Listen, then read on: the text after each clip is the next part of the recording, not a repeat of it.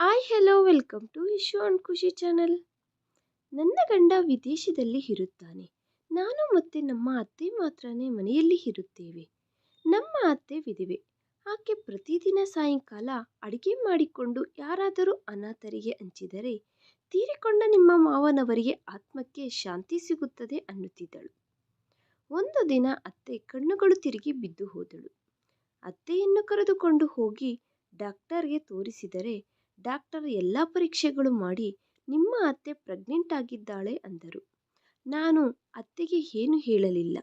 ಮರುದಿನ ಅತ್ತೆ ಸಾಯಂಕಾಲ ಊಟ ತೆಗೆದುಕೊಂಡು ಹೋಗುತ್ತಿದ್ದಾಗ ನಾನು ಆಕೆಯ ಹಿಂದೇನೆ ಹೋದೆ. ಆಕೆ ಒಂದು ಮನೆಯೊಳಗಡೆ ಹೋದಳು. ನಾನು ಸಹ ಅದೇ ಮನೆಯೊಳಗಡೆ ಹೋಗಿ ಬಾಗಿಲು ತೆಗೆದು ನೋಡುವಷ್ಟರಲ್ಲಿ ನನ್ನ ತಲೆಯ ಮೇಲೆ ಸಿಡಿಲು ಬಿದ್ದಂತಾಯಿತು. ಯಾಕೆಂದರೆ ಅಲ್ಲಿ ಅತ್ತೆ, ನಾನು ನಮ್ಮ ಮಾವನವರ ಮನೆಯಲ್ಲಿ ಇದ್ದೆ. ನನಗೆ ಮುಂದೆ ಹಿಂದೆ ಯಾರೂ ಇಲ್ಲ. ಅವರೇ ನನಗೆ ಒಳ್ಳೆಯದು ಕೆಟ್ಟದ್ದು ಎಲ್ಲ ಅವರೇ ನೋಡಿದರು. ನನಗೆ ಮದುವೆಯ ವಯಸ್ಸು ಬಂದಾಗ ನನಗೆ ಮೊಟ್ಟ ಮೊದಲ ಸಾರಿ ಬಂದ ಮದುವೆ ಸಂಬಂಧವನ್ನೇ ಫಿಕ್ಸ್ ಮಾಡಿ ನನಗೆ ಮದುವೆ ಮಾಡಿ ಕಳುಹಿಸಿದರು. ಯಾಕೆಂದರೆ ಆತನಿಗೆ ಸಹ ಮದುವೆಯ ವಯಸ್ಸಾದ ಸ್ವಂತ ಹೆಣ್ಣು ಮಕ್ಕಳು ಇದ್ದಾರೆ. ಅದಕ್ಕೆ ಆತುರಾತುರವಾಗಿ ನನ್ನ ಮದುವೆ ಮಾಡಿಬಿಟ್ಟರು. ನಾನು ಅವರಿಗಿಂತ ಸುಂದರವಾಗಿ ಇರುತ್ತೇನೆ. ನನಗೆ ಎಲ್ಲಿ ಒಳ್ಳೆಯ ಸಂಬಂಧ ಬಂದು ಹಣ ಜಾಸ್ತಿ ಖರ್ಚು ಮಾಡಬೇಕಾ ಅವಸರ ಬರುತ್ತದೆ ಏನೋ ಎಂದು ಆಲೋಚಿಸಿ ಮೊಟ್ಟ ಮೊದಲು ಬಂದ ಅಭಿಲಾಷ್ ಸಂಬಂಧವನ್ನೇ ಫಿಕ್ಸ್ ಮಾಡಿ ಅತ್ತೆ ಮಾವನವರ ಹತ್ತಿರ ಹೇಳಿ ಆತುರ ಮಾಡಿ ನಾನು ಯಾರ ಜೊತೆಯಲ್ಲಾದರೂ ಓಡಿ ಹೋಗುತ್ತೇನೆ ಅಂದ ಹಾಗೆ ಸಿಂಪಲ್ ಆಗಿ ನನ್ನ ಮದುವೆ ಮಾಡಿಬಿಟ್ಟರು. ಆದರೆ ನನ್ನ ಅದೃಷ್ಟ ಚೆನ್ನಾಗಿತ್ತು. ನನಗೆ ಸಿಕ್ಕಿದ ಗಂಡ ತುಂಬ ಒಳ್ಳೆಯವನು. ಆದರೆ ಆತ ಏನು ಶ್ರೀಮಂತನಲ್ಲ. ಆದ್ದರಿಂದ ನನ್ನ ಮದುವೆಯ ನಂತರ ನಾವು ಆರ್ಥಿಕ ಕಷ್ಟಗಳು ಪಡಬೇಕಾಗಿ ಬಂದಿತು. ಯಾಕೆಂದರೆ ನಮ್ಮ ಮದುವೆಗೆ ಜಾಸ್ತಿ ಖರ್ಚಾಗಿದೆ. ನನ್ನ ಗಂಡ ಮದುವೆ ಚೆನ್ನಾಗಿ ಮಾಡಿಕೊಳ್ಳುವುದಕ್ಕೋಸ್ಕರ ತುಂಬ ಹಣವನ್ನು ಸಾಲವಾಗಿ ತೆಗೆದುಕೊಂಡಿದ್ದಾರೆ. ನಮ್ಮ ಹತ್ತಿರದಿಂದ ಎಂತಹುದು ವರದಕ್ಷಿಣೆ ಕಾಣಿಕೆಗಳೇನು ತೆಗೆದುಕೊಳ್ಳಲಿಲ್ಲ. ಈ ಸಾಲ ತೀರಿಸುವುದಕ್ಕೋಸ್ಕರ ನನ್ನ ಗಂಡ ವಿದೇಶಕ್ಕೆ ಹೋಗಬೇಕಾಗಿ ಬಂದಿತು. ಇದರಿಂದ ಸಾಲ ತೀರಿ ಹೋಗಿ ಉಳಿದ ಹಣದಿಂದ ಯಾವುದಾದರೂ ವ್ಯಾಪಾರ ಇಟ್ಟುಕೊಳ್ಳಬೇಕು ಅನ್ನುವ ಆಲೋಚನೆ ಇದೆ. ಆತ ವಿದೇಶಕ್ಕೆ ಹೋಗುವುದಕ್ಕೆ ಬೇಕಾದ ಏರ್ಪಾಟುಗಳೆಲ್ಲ ಆಗಿದ್ದಾವೆ. ನಮ್ಮ ಮದುವೆಯಾಗಿ ಕೇವಲ 3 ತಿಂಗಳಾಗಿದೆ. ನನ್ನ ಗಂಡ ವಿದೇಶಕ್ಕೆ ಹೊರಟು ಹೋದನು. ಆತನ ಜೊತೆ ನಾನು ಜಾಸ್ತಿ ಸಮಯ ಕಳೆಯಲಾಗಲಿಲ್ಲ. ಆದ್ದರಿಂದ ನನಗೆ ತುಂಬ ಮನಸ್ಸಿಗೆ ನೋವಾಗುತ್ತಿತ್ತು. ನೀನು ಸ್ವಲ್ಪ ಸಹನೆಯಿಂದ ಇರು. ನಾನು ಬೇಗ ಮತ್ತೆ ವಿದೇಶದಿಂದ ಬರುತ್ತೇನೆ. ನಮಗೆ ಆರ್ಥಿಕ ತೊಂದರೆಗಳು ಜಾಸ್ತಿ ಇದ್ದಾವೆ. ಕೇವಲ ಸಾಲಗಳು ತೀರಿಸುವುದಕ್ಕೆ ಅಲ್ಲದೆ ನಾವು ಸ್ವಂತ ಮನೆಯನ್ನು ಕಟ್ಟಿಕೊಳ್ಳುವುದಕ್ಕೋಸ್ಕರನೂ ಸಹ ಹಣವನ್ನು ಕೂಡಿಡಬೇಕು. ಅದಕ್ಕೋಸ್ಕರನೇ ನನ್ನ ಶಕ್ತಿಗೆ ಮೀರಿ ಪ್ರಯತ್ನಿಸುತ್ತೇನೆ. ನಾವು ಪ್ರಸ್ತುತ ಬಾಡಿಗೆ ಮನೆಯಲ್ಲಿ ಇರುತ್ತಿದ್ದೇವೆ. ಸ್ವಂತ ಮನೆಯಲ್ಲಿ ಇರಬೇಕು ಅನ್ನುವ ಆಲೋಚನೆ ನಿನಗೆ ಮಾತ್ರ ಇರುವುದಿಲ್ಲವಾ ಎಂದು ಅಂದರು. ನನ್ನಲ್ಲಿ ಇರುವ ನಿರುತ್ಸಾಹವನ್ನು ಕಡಿಮೆ ಮಾಡುವುದಕ್ಕೆ ಆತ ಈ ರೀತಿ ಮಾತನಾಡಿದರು. ಯಾಕೆಂದರೆ ಅವರು ಹೋಗುತ್ತೇನೆ ಅನ್ನುವ ಮಾತು ಹೇಳಿದಾಗಲಿಂದಲೂ ನಾನು ಉದಾಸೀನವಾಗಿ ಇದ್ದೇನೆ. ಆನಂತರ ನಾನು ಆಲೋಚಿಸಿದೆ, ಆತ ನಿಜಾನೇ ಹೇಳುತ್ತಿದ್ದಾರೆ. ನಾನು ಸ್ವಲ್ಪ ಸಮಯ ಆತನಿಗೋಸ್ಕರ ಕಾಯುತ್ತಾ ಇರಬೇಕಾಗಿ ಬರುತ್ತದೆ. ಆನಂತರ ಆರ್ಥಿಕವಾಗಿ ನಾವು ಸ್ಥಿರವಾದ ಮೇಲೆ ನಾವಿಬ್ಬರು ಜೊತೆಯಲ್ಲಿ ಸಂತೋಷವಾದ ಜೀವನವನ್ನು ಕಳೆಯಬಹುದು ಅಂದುಕೊಂಡೆ. ನನ್ನ ಗಂಡನನ್ನು ವಿದೇಶಕ್ಕೆ ಕಳುಹಿಸಿದೆ. ಇನ್ನು ಮನೆಯಲ್ಲಿ ನಾನು ಮತ್ತೆ ನಮ್ಮ ಅತ್ತೆ ಮಾತ್ರನೇ ಇದ್ದೇವೆ. ನನಗೆ ಮದುವೆಯಾಗಿ ಜಾಸ್ತಿ ದಿನಗಳೇನೂ ಆಗಿಲ್ಲ. ನನ್ನ ಗಂಡ ವಿದೇಶಕ್ಕೆ ಹೊರಟು ಹೋದರೆ ಇನ್ನು ಆತನ ಜೊತೆ ಸಮಯ ಕಳೆಯುವುದಕ್ಕೆ ಆಗುವುದಿಲ್ಲ ಅನ್ನುವ ಉದ್ದೇಶದಿಂದ ನಾನು ನನ್ನ ಗಂಡನ ಜೊತೆ ಜಾಸ್ತಿ ಸಮಯ ಕಳೆದೆ. ಆದ್ದರಿಂದ ಅತ್ತೆಯ ಜೊತೆ ಜಾಸ್ತಿ ಸಮಯ ಕಳೆಯಲಾಗಲಿಲ್ಲ. ಆಕೆಯ ಜೊತೆ ಕುಳಿತುಕೊಂಡು ಸರಿಯಾಗಿ ಮಾತನಾಡಲು ಆಗಲಿಲ್ಲ. ಕೇವಲ ಅಡಿಗೆ ಮಾಡಿ ಬಡಿಸುತ್ತಿದ್ದೆ. ನಮ್ಮ ಅತ್ತೆ ದಿನ ಪೂರ್ತಿ ಏನು ಮಾಡುತ್ತಿರುತ್ತಾರೋ ಏನೋ ನನಗೆ ಗೊತ್ತಿಲ್ಲ. ಆದರೆ ಯಾವಾಗ ನನ್ನ ಗಂಡ ವಿದೇಶಕ್ಕೆ ಹೊರಟು ಹೋದರೋ ಆಗ ಮನೆಯಲ್ಲಿ ನಾನು ಮತ್ತು ನಮ್ಮ ಅತ್ತೆಯವರು ಮಾತ್ರನೇ ಇದ್ದೇವೆ. ಇರುವುದು ಇಬ್ಬರೇ, ಆದ್ದರಿಂದ ನಾವೇ ಮಾತನಾಡಿಕೊಳ್ಳುತ್ತಿದ್ದೆವು. ಆದರೆ ನಮ್ಮ ಅತ್ತೆ ತುಂಬ ವಿಚಿತ್ರವಾಗಿ ಇರುತ್ತಿದ್ದಳು. ಎಲ್ಲರ ಅತ್ತೆಯವರ ತರಹ ಅಲ್ಲ. ನಾನು ಯಾವ ಕೆಲಸನೂ ಮಾಡದೇ ಇದ್ದರೂ ನನ್ನನ್ನು ಏನೂ ಅನ್ನುತ್ತಿರಲಿಲ್ಲ. ನಮ್ಮ ಅತ್ತೆನೇ ಎಲ್ಲ ಕೆಲಸಗಳನ್ನು ಮಾಡಿಕೊಳ್ಳುತ್ತಿದ್ದಳು. ನಾನು ಬೆಳಗ್ಗೆ ಎದ್ದೇಳುವುದು ತಡವಾದರೆ ಟಿಫನ್ ಸಹ ಆಕೆಯೇ ರೆಡಿ ಮಾಡುತ್ತಿದ್ದಳು. ನನ್ನ ಬಟ್ಟೆಗಳು ಸಹ ಆಕೆಯೇ ಒಗೆಯುತ್ತಿದ್ದಳು. ಇವೆಲ್ಲ ಕೆಲಸಗಳು ಆಕೆಯೇ ಮಾಡುವುದರಿಂದ ನನಗೆ ಸಂತೋಷ ಆಗದೆ ಕೋಪ ಬರುತ್ತಿತ್ತು. ನಾನು ಆಕೆಯ ಹತ್ತಿರ ಹೇಳಿದೆ, ನೀವು ಮನೆಯ ಎಲ್ಲ ಕೆಲಸಗಳು ನೀವೇ ಮಾಡುತ್ತೀರಾ? ಸೊಸೆ ಯಾವ ಕೆಲಸನೂ ಮಾಡುವುದಿಲ್ಲ ಎಂದು ನಿರೂಪಿಸಬೇಕು ಅಂದುಕೊಳ್ಳುತ್ತಿದ್ದೀರಾ? ಬೆಳಗ್ಗೆ ತಡವಾಗಿ ಎದ್ದೇಳುತ್ತಾಳೆ, ಆಕೆಯ ಬಟ್ಟೆಗಳನ್ನು ಸಹ ಒಗೆದುಕೊಳ್ಳುವುದಿಲ್ಲ ಎಂದು ನೀವು ನನ್ನ ಮರ್ಯಾದೆಯನ್ನು ತೆಗೆಯಬೇಕು ಅಂದುಕೊಳ್ಳುತ್ತಿದ್ದೀರಾ ಅಂದೆನು. ಆಗಲಿಂದ ನಮ್ಮ ಅತ್ತೆ ಯಾವ ಕೆಲಸನೂ ಮಾಡುತ್ತಿರಲಿಲ್ಲ. ಎಷ್ಟು ದಿನಗಳಾದರೂ ನನ್ನ ಬಟ್ಟೆಗಳು ಒಗೆಯದೆ ಅಲ್ಲೇ ಇದ್ದರೂ ಆಕೆ ಮುಟ್ಟಿಕೊಳ್ಳುತ್ತಿರಲಿಲ್ಲ. ಬೆಳಗ್ಗೆ ನಾನು ತಡವಾಗಿ ಎದ್ದರೂ ಆಕೆ ಟಿಫನ್ ರೆಡಿ ಮಾಡುತ್ತಿರಲಿಲ್ಲ. ಕೇವಲ ಆಕೆಗೋಸ್ಕರ ಮಾತ್ರನೇ ಮಾಡಿಕೊಳ್ಳುತ್ತಿದ್ದಳು. ಇವೆಲ್ಲ ನೋಡಿ ನಾನು ತುಂಬ ಆಶ್ಚರ್ಯಪಟ್ಟೆ. ಆಕೆ ನನ್ನ ಹತ್ತಿರ ಯಾವ ಜಗಳನೂ ಮಾಡಲಿಲ್ಲ. ಮೌನವಾಗಿ ಎಲ್ಲ ಕೆಲಸಗಳನ್ನು ಮಾಡುವುದು ಬಿಟ್ಟುಬಿಟ್ಟಳು. ಇನ್ನು ಆಲೋಚಿಸಬೇಕಾದ ವಿಷಯ ಏನೆಂದರೆ, ನಾನು ಯಾವಾಗ ಅಡುಗೆ ಮಾಡಿದರೂ ಆಕೆ ನನ್ನ ಹತ್ತಿರ ಬಂದು ಒಬ್ಬ ಮನುಷ್ಯನಿಗೋಸ್ಕರ ಸ್ವಲ್ಪ ಜಾಸ್ತಿ ಅಡುಗೆ ಮಾಡು ಅನ್ನುತ್ತಿದ್ದಳು. ಮನೆಯಲ್ಲಿ ನಾವಿಬ್ಬರೇ ಅಲ್ವಾ ಇರೋದು, ಮೂವರಿಗೆ ಯಾಕೆ ಎಂದು ನಾನು ಕೇಳಿದೆ. ನಿಮ್ಮ ಮಾವ ತೀರಿಕೊಂಡಿದ್ದಾರೆ. ಆತನ ಊಟವನ್ನು ಬಡವರಿಗೆ ಕೊಡುವುದರಿಂದ ಆತನ ಆತ್ಮಕ್ಕೆ ಶಾಂತಿ ಸಿಗುತ್ತದೆ, ಆತನಿಗೆ ಪುಣ್ಯ ಬರುತ್ತದೆ ಅಂದಳು. ಇಷ್ಟಕ್ಕೂ ಮೊದಲು ಯಾವಾಗಲೂ ಆಕೆ ಈ ವಿಷಯದ ಬಗ್ಗೆ ಮಾತನಾಡಲಿಲ್ಲ. ನನ್ನ ಗಂಡ ಇಲ್ಲಿ ಇದ್ದಾಗ ಆಕೆ ಯಾವಾಗಲೂ ಸಹ ಆಕೆಯ ಗಂಡನ ಊಟವನ್ನು ಬಡವರಿಗೆ ಕೊಡಲಿಲ್ಲ. ಇನ್ನೊಂದು ಆಶ್ಚರ್ಯಪಡುವಂತಹ ವಿಷಯ ಏನೆಂದರೆ, ಆಕೆ ಬೆಳಗ್ಗೆ ಊಟವನ್ನು ಕೊಡುತ್ತಿರಲಿಲ್ಲ. ಕೇವಲ ರಾತ್ರಿ ಮಾತ್ರನೇ ಊಟವನ್ನು ಹಂಚುತ್ತಿದ್ದಳು. ನನ್ನ ಮನಸ್ಸಿನಲ್ಲಿ ವಿಧವಿಧವಾದ ಪ್ರಶ್ನೆಗಳು ಶುರುವಾಗುತ್ತಿದ್ದವು. ಆದರೆ ನಾನು ಕೇಳುವುದು ಸರಿಯಲ್ಲ ಎಂದು ಮೌನವಾಗಿ ಇದ್ದು ಹೋದೆ. ಆಕೆ ಮೊದಲು ಸಹ ಊಟವನ್ನು ಕೊಡುತ್ತಿದ್ದಳೇನೋ? ನಾನು ನನ್ನ ಗಂಡ ವಿದೇಶಕ್ಕೆ ಹೋಗುವ ಬ್ಯುಸಿಯಲ್ಲಿ ಅತ್ತೆ ರಾತ್ರಿಯ ಸಮಯದಲ್ಲಿ ದೊಡ್ಡವರಿಗೆ ಊಟ ಕೊಡುವುದನ್ನು ಗಮನಿಸದೇ ಇರಬಹುದೇನೋ? ಆದರೂ ಸಹ ನನಗೆ ಈ ವಿಷಯ ತುಂಬ ಇಷ್ಟ ಆಯಿತು. ಆಕೆಯ ಗಂಡ ತೀರಿಕೊಂಡು 2 ವರ್ಷ ಆಗಿದೆ. ಆದರೂ ಆತನಿಗೆ ಪುಣ್ಯ ಬರಬೇಕೆಂಬ ಉದ್ದೇಶದಿಂದ ಬಡವರಿಗೆ ಆಹಾರವನ್ನು ಹಂಚುತ್ತಿದ್ದಾಳೆ. ಇದು ತುಂಬ ಒಳ್ಳೆಯ ವಿಷಯ. ತುಂಬ ಕಡಿಮೆ ಮಹಿಳೆಯರು ಹೀಗೆ ಇರುತ್ತಾರೆ. ಗಂಡನ ಆತ್ಮಕ್ಕೆ ಶಾಂತಿ ಸಿಗಬೇಕೆಂದು, ಆತನಿಗೆ ಪುಣ್ಯ ಬರಬೇಕೆಂದು ಹೀಗೆ ಮಾಡುವವರನ್ನು ನಾನು ತುಂಬ ಕಡಿಮೆ ಜನರನ್ನು ನೋಡಿದ್ದೇನೆ. ನಮ್ಮ ಅತ್ತೆಯನ್ನು ನೋಡುತ್ತಿದ್ದರೆ ನನಗೆ ತುಂಬ ಸಂತೋಷ ಆಗುತ್ತಿತ್ತು. ಆಕೆ ಯಾವುದರ ಮೇಲೂ ಸಹ ಆಸಕ್ತಿ ತೋರಿಸುತ್ತಿರಲಿಲ್ಲ. ಆಕೆಯಲ್ಲಿ ನನಗೆ ಪ್ರತ್ಯೇಕವಾಗಿ ಏನೂ ಇಷ್ಟ ಆಗಲಿಲ್ಲ. ಆದರೆ ಆಕೆ ಈ ವಿಧವಾಗಿ ಆಹಾರವನ್ನು ಹಂಚುವುದರಿಂದ ಆಕೆಯ ಮೇಲೆ ನನಗೆ ಗೌರವ, ಅಭಿಮಾನ ಹೆಚ್ಚಾಯಿತು. ಅಷ್ಟೇ ಅಲ್ಲದೆ ನನಗೆ ಹೊಸದಾಗಿ ಮದುವೆಯಾಗಿದೆ. ನನ್ನ ಗಂಡ ವಿದೇಶಕ್ಕೆ ಹೊರಟು ಹೋಗಿದ್ದಾನೆ. ಗಂಡ ಪಕ್ಕದಲ್ಲಿ ಇಲ್ಲದಿದ್ದರೆ ಮನಸ್ಸಿನಲ್ಲಿ ಇರುವ ಬಾಧೆಯನ್ನು ನಾನು ಊಹಿಸಬಲ್ಲೆ. ನನ್ನ ಗಂಡ ಆರ್ಥಿಕ ತೊಂದರೆಗಳಿಂದ ಹಣ ಸಂಪಾದಿಸುವುದಕ್ಕೆ ವಿದೇಶಕ್ಕೆ ಹೋಗಿದ್ದಾರೆ. ಆತ ಮತ್ತೆ ಯಾವುದೋ ಒಂದು ಸಮಯದಲ್ಲಿ ಮತ್ತೆ ಬರುತ್ತಾರೆ ಅನ್ನುವ ಆಸೆ ನನ್ನಲ್ಲಿ ಇದೆ. ಆದರೆ ಅತ್ತೆಯ ಪರಿಸ್ಥಿತಿ ಬೇರೆ. ಮಾವ ಈ ಲೋಕವನ್ನು ಬಿಟ್ಟು ಹೋಗಿದ್ದಾರೆ, ಮತ್ತೆ ಬರುವುದಿಲ್ಲ. ಈ ವಿಷಯದ ಬಗ್ಗೆ ಆಲೋಚಿಸಿದರೆ ನನ್ನ ಮನಸ್ಸು ಕಣ್ಣೀರು ಇಡುತ್ತದೆ. ಅತ್ತೆಯ ಮೇಲೆ ನನಗೆ ತುಂಬ ಕರುಣೆ ಆಯಿತು. ಈಗ ತನ್ನ ಗಂಡನ ಮೇಲೆ ಪ್ರೀತಿ, ಅಭಿಮಾನ ಹೊಂದಿರುವ ಹೆಣ್ಣನ್ನು ನೋಡಿದರೆ ನನಗೆ ತುಂಬ ಗೌರವ. ಯಾರಾದರೂ ತನ್ನ ಗಂಡನನ್ನು ಬೈಯುತ್ತಾ ತುಂಬ ಮಾತುಗಳನ್ನು ಅನ್ನುತ್ತಿರುತ್ತಾರೋ ಅವರ ಪಕ್ಕಕ್ಕೆ ಸಹ ಹೋಗಿ ಕುಳಿತುಕೊಳ್ಳುತ್ತಿರಲಿಲ್ಲ. ಸಾಯಂಕಾಲ ಆದ ತಕ್ಷಣ ನಮ್ಮ ಅತ್ತೆ ಆಹಾರ ತೆಗೆದುಕೊಂಡು ಬಡವರಿಗೆ ಹಂಚುವುದಕ್ಕೆ ಹೊರಟು ಹೋಗುತ್ತಿದ್ದಳು. ರಾತ್ರಿ ತುಂಬ ಲೇಟಾಗಿ ಮನೆಗೆ ಬರುತ್ತಿದ್ದಳು. ಒಂದೊಂದು ಸಾರಿ ರಾತ್ರಿ ನನಗೆ ನಿದ್ದೆ ಬರುತ್ತಿತ್ತು. ಆದರೂ ಆಕೆಗೋಸ್ಕರ ಕಾಯುತ್ತಾ ಇರುತ್ತಿದ್ದೆ. ಬಂದಾಗ ಬಾಗಿಲು ತೆಗೆಯಬೇಕಾಗಿತ್ತು. ಒಂದು ದಿನ ತಿಳಿದುಕೊಳ್ಳೋಣ ಎಂದು ಉತ್ಸಾಹದಿಂದ, ನೀವು ಊಟ ಕೊಡುವುದಕ್ಕೆ ಹೋಗುತ್ತೀರಾ ಅಲ್ವಾ, ಇಷ್ಟು ಲೇಟ್ ಯಾಕೆ ಆಗುತ್ತದೆ ಎಂದು ಕೇಳಿದೆ. ನನಗೆ ಬೇಗ ಮಲಗಿಕೊಳ್ಳುವ ಅಭ್ಯಾಸ ಇದೆ. ಅಷ್ಟೇ ಅಲ್ಲದೆ ಬೆಳಗಿನ ಜಾವನೇ ಅಭಿಲಾಷ್ ಫೋನ್ ಮಾಡುತ್ತಾನೆ ಅಂದೆನು. ಬಡವರಿಗೆ ಊಟ ಕೊಟ್ಟ ನಂತರ ನಾನು ತಿಳಿದವರ ಮನೆಗೆ ಹೋಗುತ್ತೇನೆ. ಅಲ್ಲಿರುವವರ ಜೊತೆ ಮಾತನಾಡುತ್ತಾ ಕುಳಿತುಕೊಳ್ಳುತ್ತೇನೆ. ನನಗೆ ಸಮಯನೇ ತಿಳಿಯುವುದಿಲ್ಲ. ಅದಕ್ಕೆ ಲೇಟ್ ಆಗುತ್ತದೆ. ಇನ್ನು ಮೇಲೆ ನೀನು ಮಲಗಿಕೋ. ನನಗೋಸ್ಕರ ಕಾಯುತ್ತಾ ಇರಬೇಡ. ನಾನು ಬಾಗಿಲನ್ನು ಹೊರಗಡೆಯಿಂದ ಹಾಕಿಕೊಂಡು ಹೋಗುತ್ತೇನೆ. ಮನೆಯ ಬೀಗ ನನ್ನ ಹತ್ತಿರನೇ ಇರುತ್ತದೆ. ಆದ್ದರಿಂದ ಎಷ್ಟೇ ಲೇಟಾದರೂ ನಿನಗೆ ತೊಂದರೆ ಆಗುವುದಿಲ್ಲ ಎಂದು ಅಂದಳು.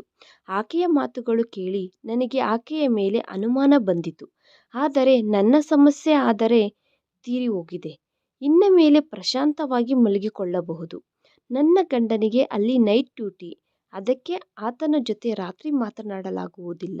ಅದಕ್ಕೆ ನಾನು ಪ್ರತಿದಿನಾನು ಬೇಗ ಮಲಗಿಕೊಳ್ಳುತ್ತಿದ್ದೆ. ಆತ ಬೆಳಗಿನ ಜಾವನೇ ಫೋನ್ ಮಾಡುತ್ತಿದ್ದರು. ಆತನ ಜೊತೆ ಮಾತನಾಡುತ್ತಿದ್ದೆ. ಆನಂತರ ಸಮಯವನ್ನು ನೋಡಿಕೊಂಡು ಆತ ಫೋನ್ ಮಾಡುತ್ತಾ ಇರುತ್ತಿದ್ದರು. ಹಗಲು ಸಹ ಆಗಾಗ ಮಾಡುತ್ತಿದ್ದರು. ಅತ್ತೆ ಒಬ್ಬಂಟಿಯಾಗಿ ಇರುತ್ತಾರೆ. ಆದ್ದರಿಂದ ಆಕೆಗೆ ಎಂತಹುದೇ ಟೈಮ್ ಪಾಸ್ ಆಗುವುದಿಲ್ಲ. ಆ ಕಾರಣದಿಂದಲೇ ಮಾತನಾಡುತ್ತಾ ಕುಳಿತುಕೊಳ್ಳುತ್ತಾರೆ ಎಂದು ಅಂದುಕೊಂಡೆ. ಆಕೆ ಹಾಗೆ ಹೋಗುವುದರಿಂದ ನನಗೆ ಎಂತಹುದೇ ತೊಂದರೆ ಇಲ್ಲ. ಆಕೆ ನನ್ನ ವ್ಯಕ್ತಿಗತ ವ್ಯವಹಾರದಲ್ಲಿ ತಲೆದೂರಿಸುತ್ತಿರಲಿಲ್ಲ. ನಾನು ಸಹ ಆಕೆಯನ್ನು ಏನೂ ಕೇಳುತ್ತಿರಲಿಲ್ಲ. ಈಗ ನನ್ನನ್ನು ನಾನು ಅದೃಷ್ಟವಂತಳು ಎಂದು ಅಂದುಕೊಳ್ಳುತ್ತಿದ್ದೇನೆ. ಯಾಕೆಂದರೆ ನನಗೆ ಇಷ್ಟು ಒಳ್ಳೆಯ ಅತ್ತೆ ಸಿಕ್ಕಿದ್ದಾಳೆ. ಆಕೆ ನನಗೆ ಎಂತಹುದೇ ತೊಂದರೆ ಇಡುತ್ತಿರಲಿಲ್ಲ. ಮದುವೆಗೆ ಮೊದಲು ಎಲ್ಲರೂ ಅತ್ತೆಯವರ ಬಗ್ಗೆ ತುಂಬ ಕೆಟ್ಟದಾಗಿ ಮಾತನಾಡುತ್ತಿದ್ದರು.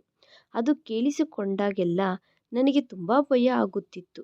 ನನಗೆ ಎಂತಹ ಅತ್ತೆ ಬರುತ್ತಾಳೋ ಎಂದು ಭಯಪಡುತ್ತಿದ್ದೆ. ಜೀವನ ಹೀಗೆ ಹ್ಯಾಪಿಯಾಗಿ ಕಳೆಯುತ್ತಾ ಇತ್ತು. ಒಂದು ದಿನ ಅಂದುಕೊಳ್ಳದೆ ನನಗೆ ಒಂದು ವಿಷಯ ತಿಳಿಯಿತು. ಅದು ಕೇಳಿಸಿಕೊಂಡ ತಕ್ಷಣ ನನ್ನ ತಲೆಯ ಮೇಲೆ ಸಿಡಿಲು ಬಿದ್ದಂತಾಯಿತು. ನಾನು ನನ್ನ ಮನಸ್ಸಿನಲ್ಲಿಯೇ ಅತ್ತೆಯನ್ನು ಎಷ್ಟೋ ಹೆಮ್ಮೆಯಿಂದ ಪೂಜಿಸಿಕೊಳ್ಳುತ್ತಿದ್ದೆ. ಅಂತಹುದು ಆ ವಿಷಯ ತಿಳಿದ ತಕ್ಷಣ ಆಕೆಯ ಮೇಲೆ ನನಗೆ ದ್ವೇಷ, ಅಸೂಯೆ ಬೆಳೆಯಿತು. ಹೊರಗಡೆ ಎಷ್ಟೋ ಅಮಾಯಕಳಂತೆ ಕಾಣಿಸುವ ನಮ್ಮ ಅತ್ತೆ ಇಷ್ಟೊಂದು ಕೆಟ್ಟವಳಾ ಎಂದು ಅನಿಸಿತು. ಪ್ರಶಾಂತಮೂರ್ತಿ ಅಂದುಕೊಂಡೆ. ಆಕೆ ಒಳ್ಳೆಯವಳು ಅನ್ನುವ ಮುಸುಗಿನಲ್ಲಿ ಇದ್ದು ಇಂತಹ ಭಯಂಕರವಾದ ದಾರುಣವಾದ ಕೆಲಸ ಮಾಡುತ್ತಾಳೆಂದು ನನ್ನ ಊಹೆಗೆ ಸಹ ಸಿಗಲಿಲ್ಲ. ಆ ಸತ್ಯ ತಿಳಿದು ನನಗೆ ಅಸಲು ನಂಬಲು ಆಗುತ್ತಿಲ್ಲ. ನನ್ನ ಗಂಡನಿಗೆ ಈ ವಿಷಯದ ಬಗ್ಗೆ ಹೇಳಬೇಕೆಂದು ಅಂದುಕೊಂಡೆ. ಆದರೆ ನನ್ನ ಬಾಯಿಂದ ನಾನು ಏಕೆ ಹೇಳಬಲ್ಲೆನು? ವಿಷಯದ ಬಗ್ಗೆ ಊಹಿಸಿಕೊಂಡರೇನೆ ನನಗೆ ನಾಚಿಕೆಯಿಂದ ತಲೆ ತಗ್ಗಿಸಿಕೊಳ್ಳಬೇಕಾಗುತ್ತದೆ. ಅಂತಹುದು ಇನ್ನೊಬ್ಬರಿಗೆ ನಾನು ಹೇಗೆ ಹೇಳಿಕೊಳ್ಳಬಲ್ಲೆನು? ಅಂತಹುದು ನನಗಿಂತ ಜಾಸ್ತಿ ವಯಸ್ಸಾಗಿರುವ ನಮ್ಮ ಅತ್ತೆ ಹೀಗೆ ಹೇಗೆ ಮಾಡಬಲ್ಲಳು? ಆದರೆ ನಮ್ಮ ಅತ್ತೆಯ ಬಗ್ಗೆ ಸೂಕ್ಷ್ಮವಾಗಿ ಆಲೋಚಿಸಿದರೆ ಆಕೆ ಅಷ್ಟು ಕೆಟ್ಟವಳೇನೂ ಅಲ್ಲ ಅನಿಸಿತು. ಅತ್ತೆಯ ಮಾತುಗಳಲ್ಲಿ ಆಕೆಯ ಬಗ್ಗೆ ಹೇಳಿದಳು. ಆಕೆಗೆ ಮದುವೆಯಾದಾಗ ಕೇವಲ 14 ವರ್ಷಗಳೇ. ಇದು ಸರ್ವೇ ಸಾಧಾರಣ. ಏನೂ ಅಷ್ಟು ದೊಡ್ಡದಾಗಿ ಆಶ್ಚರ್ಯ ಪಡಬೇಕಾದ ವಿಷಯ ಅಲ್ಲ. ಈಗ ನಮ್ಮ ಅತ್ತೆಯ ವಯಸ್ಸು 45 ವರ್ಷ ಇರಬಹುದು. ಆಗಾಗ ಆಕೆಯ ಆರೋಗ್ಯ ಚೆನ್ನಾಗಿರುವುದಿಲ್ಲ. ಇದರಿಂದ ವಯಸ್ಸು ಜಾಸ್ತಿಯಾಗಿರುವ ಮುದುಕಿಯಂತೆ ಆಗುತ್ತಿದ್ದಾಳೆ ಅನಿಸಿತು. ಆದರೆ ಈ ಮಧ್ಯೆ ಆಕೆಯ ಮುಖದಲ್ಲಿ ತಿಳಿಯದ ಆನಂದ ಕಾಣಿಸಿತು. ಒಂದು ದಿನ ಅತ್ತೆ ನನ್ನ ಕಣ್ಣುಗಳ ಮುಂದೆ ಕಣ್ಣು ತಿರುಗಿ ಬಿದ್ದು ಹೋದಳು. ನನಗೆ ತುಂಬ ಗಾಬರಿಯಾಯಿತು. ಎಷ್ಟೋ ಸಮಯದ ನಂತರ ಆಕೆ ಕಣ್ಣುಗಳು ತೆಗೆದು ಮಾಮೂಲು ಸ್ಥಿತಿಗೆ ಬಂದಳು. ನಾನು ಆತುರಾತುರವಾಗಿ ಏನಾಯಿತು ಎಂದು ಕೇಳಿದೆ. BP ಕಡಿಮೆಯಾಗಿರಬಹುದು ಎಂದು ಉತ್ತರ ಕೊಟ್ಟಳು. ಸರಿ, ನಾನು ನಿಮ್ಮನ್ನು ಹಾಸ್ಪಿಟಲ್ಗೆ ಕರೆದುಕೊಂಡು ಹೋಗುತ್ತೇನೆ ಎಂದು ಆಟೋವನ್ನು ಕರೆದು ಹತ್ತಿರದಲ್ಲಿ ಇರುವ ಹಾಸ್ಪಿಟಲ್ಗೆ ಕರೆದುಕೊಂಡು ಹೋದೆ. ಹಾಸ್ಪಿಟಲ್ಗೆ ಹೋದ ತಕ್ಷಣ ಆಕೆ ಮತ್ತೆ ಪ್ರಜ್ಞೆ ತಪ್ಪಿದಳು. ಆಕೆಗೆ ಏನಾಗುತ್ತಿದೆಯೋ ಎಂದು ನಾನು ತುಂಬ ಭಯಪಟ್ಟೆ. ನಿಜವಾಗಿಯೂ BP ಪೂರ್ತಿಯಾಗಿ ಕಡಿಮೆಯಾಗಿದೆ ಎಂದು ಅನಿಸಿತು. ಡಾಕ್ಟರ್ ಆಕೆಗೆ ಇಂಜೆಕ್ಷನ್ ಕೊಟ್ಟು ಕೆಲವು ಟೆಸ್ಟ್ಗಳನ್ನು ಮಾಡಿಸಿದರು. ಆಕೆಗೆ ಎಚ್ಚರವಾದ ಮೇಲೆ ಮತ್ತೆ ನಾವು ಮನೆಗೆ ಬಂದು ಬಿಟ್ಟೆವು. ಮರುದಿನ ರಿಪೋರ್ಟ್ ತೆಗೆದುಕೊಂಡು ಬರುವುದಕ್ಕೆ ನಾನು ಹೋದಾಗ ನನ್ನ ಕಾಲುಗಳ ಕೆಳಗೆ ಭೂಕಂಪ ಆದಂತೆ ಅನಿಸಿತು. ಯಾಕೆಂದರೆ ಆ ರಿಪೋರ್ಟಿನ ಆಧಾರವಾಗಿ ನಮ್ಮ ಅತ್ತೆ ಪ್ರೆಗ್ನೆಂಟ್ ಆಗಿದ್ದಾಳೆಂದು ತಿಳಿಯಿತು. ಇದನ್ನು ನೋಡಿ ನನ್ನ ತಲೆ ತಿರುಗಿ ಹೋಯಿತು. ಇದು ಹೇಗಾಯಿತು? ಹೇಗೆ ಸಾಧ್ಯ? ನಾನು ನಮ್ಮ ಅತ್ತೆಯ ಹತ್ತಿರ ಏನೂ ಹೇಳಲಿಲ್ಲ. ಮರ್ಯಾದೆ ಹೋಗುತ್ತದೆ ಎಂದು ಆ ರಿಪೋರ್ಟ್ಗಳನ್ನು ಬಚ್ಚಿಟ್ಟೆ. ಆಕೆಯ ಆರೋಗ್ಯ ಚೆನ್ನಾಗಿಲ್ಲ. ಆದರೂ ಆಕೆ ಪ್ರತಿದಿನ ಊಟವನ್ನು ತೆಗೆದುಕೊಂಡು ಸಾಯಂಕಾಲ ಹೊರಗಡೆ ಹೋಗುತ್ತಿದ್ದಳು. ನನಗೆ ಆಕೆಯ ಮೇಲೆ ತುಂಬ ಕೋಪ ಬಂದಿತು. ಎಷ್ಟು ಡ್ರಾಮಾಗಳು ಮಾಡಿದಳು ಈಕೆ ಅನಿಸಿತು. ದಾನ ಧರ್ಮಗಳು ಮಾಡುತ್ತಾಳೆ ಎಂದು ಅಂದುಕೊಂಡೆ. ಆದರೆ ಈಕೆ ಇಷ್ಟು ಇಳಿಜಾರುತ್ತಾಳೆ ಎಂದು ಈಗಲೇ ತಿಳಿಯಿತು. ಈಗ ನನಗೆ ಅರ್ಥವಾಯಿತು. ಈಕೆ ಊಟ ಕೊಡಬೇಕು ಅನ್ನುವ ನೆಪ ಮಾಡಿಕೊಂಡು ತನ್ನ ಪ್ರಿಯಕರನನ್ನು ಮೀಟ್ ಆಗುವುದಕ್ಕೆ ಹೋಗುತ್ತಿದ್ದಾಳೆ. ಊಟ ಸಹ ಆತನಿಗೆ ಕೊಡುತ್ತಿದ್ದಂತಿದ್ದಾಳೆ. ಆತನ ಜೊತೆ ಕುಳಿತುಕೊಂಡು ತಿನ್ನುತ್ತಿದ್ದಂತಿದ್ದಾಳೆ. ಯಾಕೆಂದರೆ ಆಕೆ ಜಾಸ್ತಿ ಊಟವನ್ನು ತೆಗೆದುಕೊಂಡು ಹೋಗುತ್ತಿದ್ದಳು. ಅದು ಇಬ್ಬರಿಗೆ ಆರಾಮಾಗಿ ಸರಿ ಹೋಗುತ್ತದೆ. ಮೊದಲಲ್ಲಿ ನಾನು ಅದರ ಮೇಲೆ ಗಮನ ಇಡಲಿಲ್ಲ. ಆದರೆ ಈಗ ನಾನು ಆಲೋಚಿಸದೆ ತಪ್ಪುವುದಿಲ್ಲ. ಯಾಕೆಂದರೆ ವಿಷಯನೇ ಅಂತಹುದು. ವಿಷಯ ಏನು ತಿಳಿದುಕೊಂಡು ತೀರುತ್ತೇನೆ. ಪ್ರತಿದಿನ ಸಾಯಂಕಾಲ ಆದ ತಕ್ಷಣ ಅತ್ತೆ ಎಲ್ಲಿಗೆ ಹೋಗುತ್ತಾಳೋ ತಿಳಿದುಕೊಳ್ಳಬೇಕು ಎಂದು ತೀರ್ಮಾನಿಸಿಕೊಂಡೆ. ಆಧಾರಗಳನ್ನು ಶೇಖರಿಸಿದ ನಂತರನೇ ನನ್ನ ಗಂಡನಿಗೆ ವಿಷಯವನ್ನು ಹೇಳಬೇಕು ಎಂದು ಆಲೋಚಿಸಿದೆ. ನನ್ನ ಗಂಡನಿಗೆ ಸಹ ತಿಳಿಯಬೇಕು ಅಲ್ವಾ ಅವರ ಅಮ್ಮ ಮಾಡಿದ ಕೆಲಸ. ಒಬ್ಬ ವ್ಯಕ್ತಿ ವಯಸ್ಸಿನಲ್ಲಿ ಇದ್ದಾಗ ಇಂತಹ ತಪ್ಪು ಮಾಡಿದರೆ ಅದನ್ನು ಅರ್ಥ ಮಾಡಿಕೊಳ್ಳಬಹುದು. ಅಜ್ಜಿಯ ವಯಸ್ಸಿಗೆ ಹೆಜ್ಜೆ ಇಡುತ್ತಿರುವ ಅತ್ತೆ ಮಾಡಿದ ಈ ಕೆಲಸದ ಬಗ್ಗೆ ಆಲೋಚಿಸಿದರೆ ಆಕೆ ಎಷ್ಟು ಇಳಿಜಾರಿದ್ದಾಳೋ ತಿಳಿಯುತ್ತದೆ. ಆಕೆ ಈಗ ಇರುವ ವಯಸ್ಸಿನಲ್ಲಿ ಪೂಜೆಗಳು ಪುನಸ್ಕಾರಗಳು ಮಾಡಿಕೊಳ್ಳುತ್ತಾ ಜೀವನವನ್ನು ಕಳೆಯಬೇಕು. ಆದರೆ ಈಗ ಆಕೆ ಇರುವ ಪರಿಸ್ಥಿತಿ ಸಮಾಜಕ್ಕೆ ತಿಳಿದರೆ ನಾಚಿಕೆಯಿಂದ ತಲೆ ತಗ್ಗಿಸಿಕೊಳ್ಳಬೇಕಾಗುತ್ತದೆ. ಈ ದಿನ ಸಾಯಂಕಾಲ ಅತ್ತೆಯ ಹಿಂದೇನೆ ಹೋಗೋಣ ಎಂದು ತೀರ್ಮಾನಿಸಿಕೊಂಡೆ. ಆದರೆ ಆಕೆ ಮನೆಗೆ ಬೀಗವನ್ನು ಹಾಕಿಕೊಂಡು ಆ ಬೀಗದ ಕೈಯನ್ನು ಆಕೆಯೇ ತೆಗೆದುಕೊಂಡು ಹೋಗುತ್ತಾಳೆ. ನಾನು ಆಕೆಯ ಹತ್ತಿರ ಬೇಗ ಮಲಗಿಕೊಳ್ಳುತ್ತೇನೆ, ನಿಮಗೋಸ್ಕರ ಕಾಯುತ್ತಾ ಇದ್ದರೆ ನನಗೆ ನಿದ್ದೆಗೆ ತೊಂದರೆಯಾಗುತ್ತದೆ ಎಂದು ಹೇಳಿದ್ದರಿಂದ ಆಕೆ ಹೀಗೆ ಮಾಡುತ್ತಿದ್ದಾಳೆ. ನಾನು ಆಕೆಗೆ ಹೇಳಿದೆ, ಈ ದಿನದಿಂದ ಮನೆಗೆ ಬೀಗ ಹಾಕಿಕೊಂಡು ಹೋಗಬೇಡ. ಒಂದು ವೇಳೆ ಮನೆಯಲ್ಲಿ ಏನಾದರೂ ನಡೆಯಬಾರದು ನಡೆದರೆ ನೀವು ಬೀಗ ಹಾಕಿಕೊಂಡು ಹೋದರೆ ನಾನು ಹೊರಗಡೆ ಹೇಗೆ ಹೋಗುವುದು? ನನಗೆ ಭಯ ಆಗುತ್ತದೆ. ಒಂದು ವೇಳೆ ಮನೆಯಲ್ಲಿ ಬೆಂಕಿಯ ಅಪಘಾತ ನಡೆದರೆ ನಾನು ಹೊರಗಡೆ ಹೋಗಬೇಕು ಅಲ್ವಾ? ನನ್ನ ಮಾತುಗಳು ಕೇಳಿ ಅತ್ತೆಯ ಮುಖದಲ್ಲಿ ಬಣ್ಣ ಬದಲಾಯಿತು. ನನ್ನ ಮಾತುಗಳು ಆಕೆಗೆ ಕಹಿಯಾಗಿ ಇರುತ್ತದೆ ಎಂದು ನನಗೆ ಗೊತ್ತು. ಏನೋ ವಿಷಯ ಇದೆ ಎಂದು ನನಗೆ ಅನಿಸಿತು. ಸಾಯಂಕಾಲ ಅತ್ತೆ ಊಟವನ್ನು ತೆಗೆದುಕೊಂಡು ಹೊರಗಡೆ ಹೋದ ತಕ್ಷಣ ನಾನು ಒಂದು ಬೆಡ್ಶೀಟನ್ನು ಹೊಚ್ಚಿಕೊಂಡು ಆಕೆಯ ಹಿಂದೇನೆ ಹೋದೆ. ರಾತ್ರಿ 9 ಗಂಟೆ ಆಗುತ್ತಿದೆ. ಬೀದಿಗಳೆಲ್ಲ ನಿಶಬ್ದ ಆಗುತ್ತಿದ್ದಾವೆ. ನಮ್ಮ ಬೀದಿಯವರೆಲ್ಲ ಬಾಗಿಲುಗಳು ಹಾಕಿಕೊಂಡು ನಿದ್ರಾವ್ಯವಸ್ಥೆಗೆ ಹೋಗುತ್ತಿದ್ದಾರೆ. ನಾನು ಅತ್ತೆಗೆ ಅನುಮಾನ ಬರದ ಹಾಗೆ ಆಕೆಯ ಹಿಂದೇನೆ ಹೋಗುತ್ತಿದ್ದೇನೆ. ಆಕೆ ಊಟವನ್ನು ತನ್ನ ಕೈಯಲ್ಲಿ ಹಿಡಿದುಕೊಂಡು ತುಂಬ ದೂರ ನಡೆದುಕೊಂಡು ಹೋದಳು. ನನಗೆ ತುಂಬ ಆಶ್ಚರ್ಯವಾಯಿತು. ಆರೋಗ್ಯ ಸರಿಯಾಗಿ ಇಲ್ಲದ ಮಹಿಳೆ ಇಷ್ಟು ದೂರ ಹೇಗೆ ನಡೆದುಕೊಂಡು ಬಂದಿದ್ದಾಳೆ?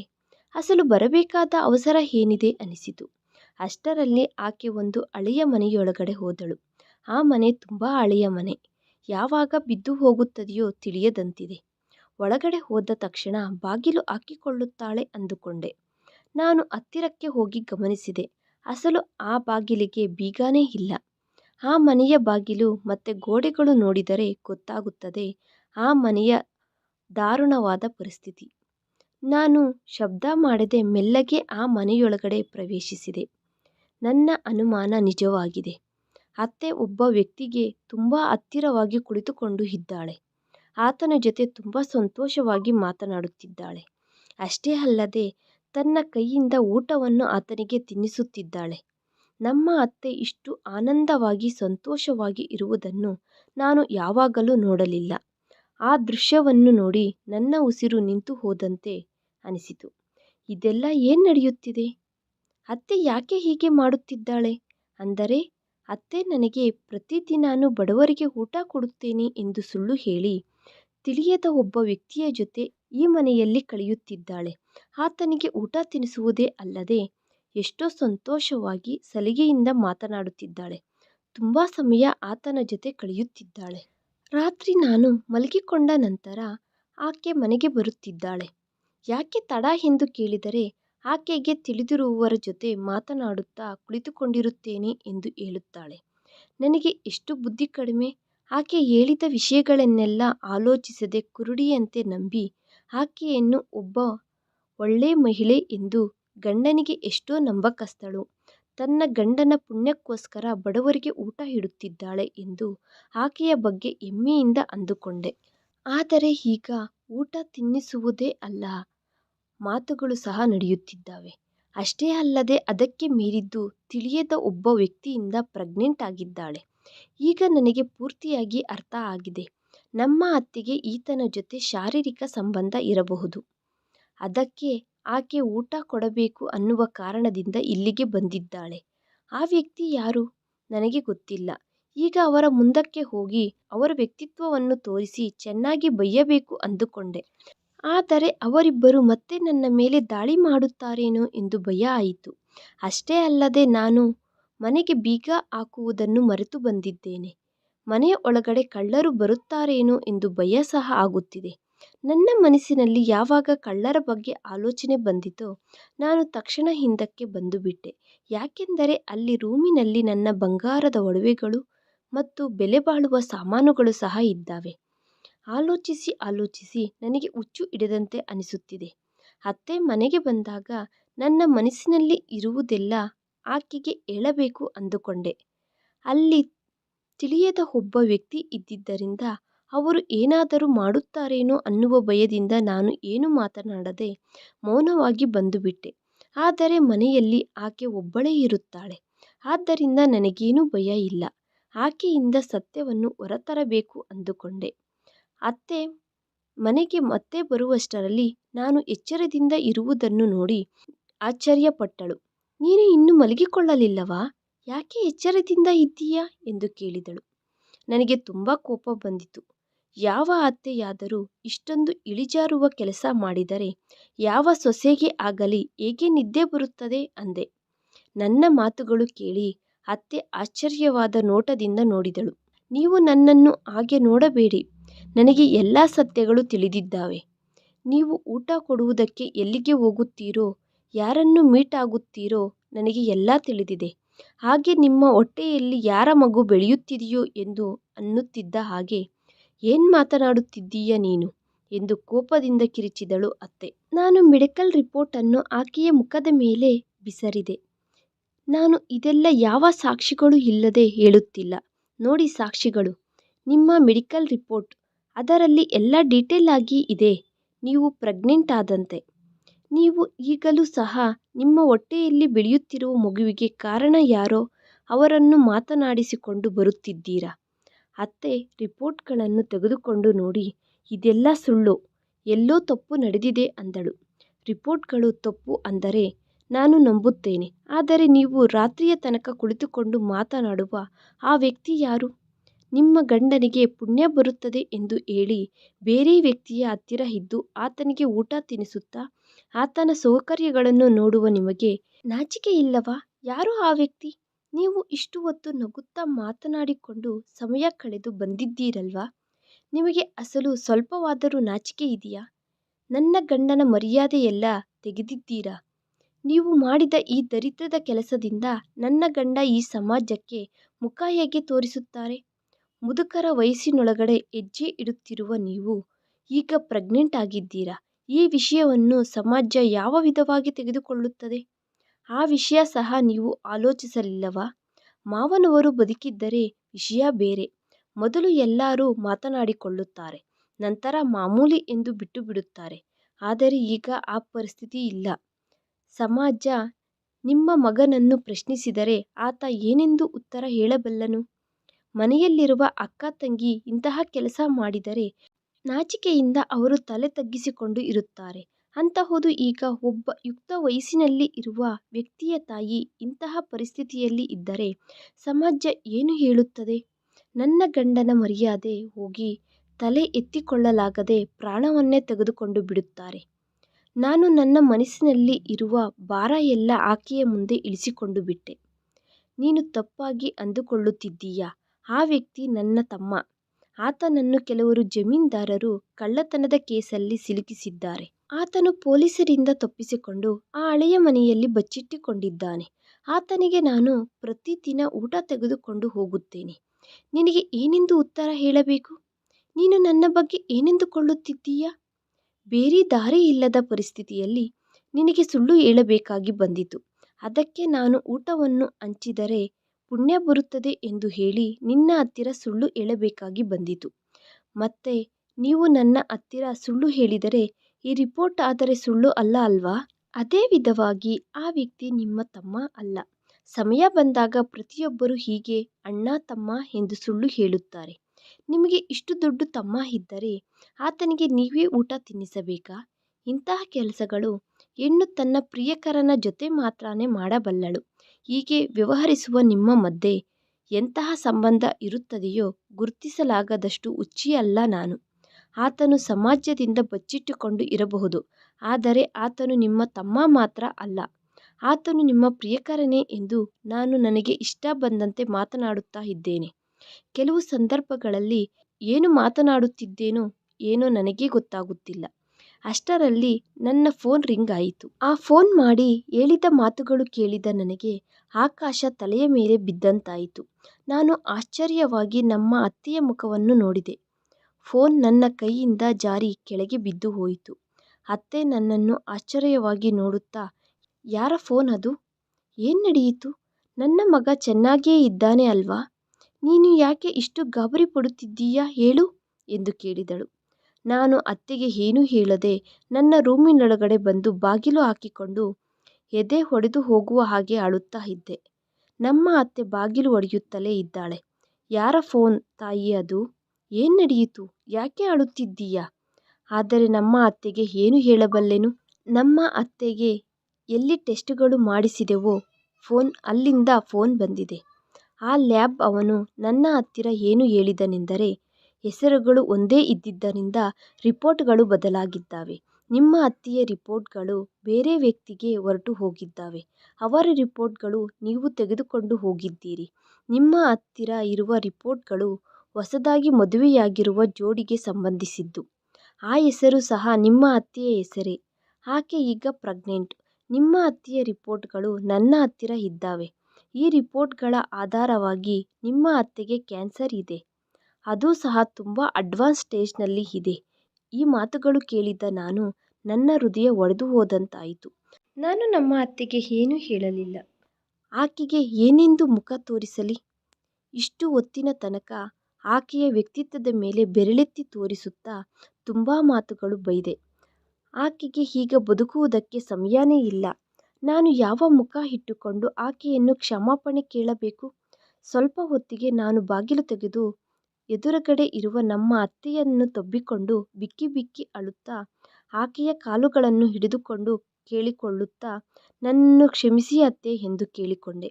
ಏನು ನಡೆಯಿತು ಹೇಳಮ್ಮ ಎಂದು ಕೇಳಿದಳು ಅತ್ತೆ. ಆಕೆಗೆ ನಡೆದ ವಿಷಯವೆಲ್ಲ ವಿವರಿಸಿದೆ. ಆಕೆ ಮೌನವಾಗಿ ತನ್ನ ರೂಮಿನೊಳಗಡೆ ಹೊರಟು ಹೋದಳು.